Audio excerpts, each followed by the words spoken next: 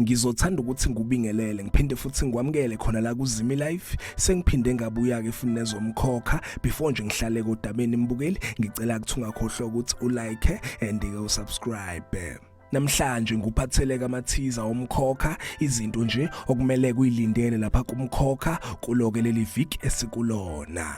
Ngizoqala ke la ngendaba ke thinta uNomkhosi naye kukhulekani. So la kumathiza ke baveza ukuthi ke umzimba kakhulekani uzogcina kutholakele noma izeke zobe ngasaphili. Baphinde baveza ukuthi ke uNomkhosi uzobuyela ke lapha kwaMthembu, kodwa kuManzimande uzobe ngamfuni, uzobe ngafuni ukumxolela. Umndeni wakwaMthembu uzobeka usuzila and ke uManzimande naye kuzoqhubeka eblame kuNomkhosi for ukudlula kwendodana yakhe emhlabeni ukhulekani.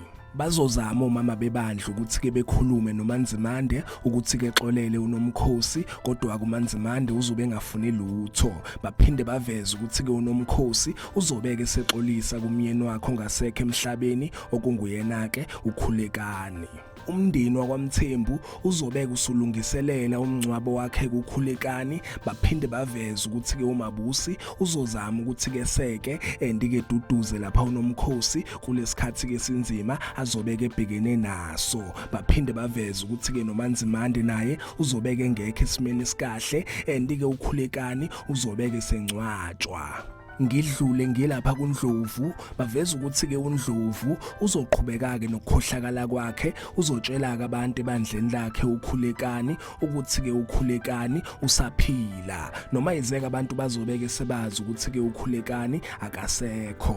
Yizo ke lezi zinto ezibalulekile kulona ke leli viki kuona kumkhokha. Ngivala lapha ke mbukeli, ngicela ukuthi ungakhohlwa ukuthi ulike and ke usubscribe. Ake ngithi ke danke, ngiyazi bongela.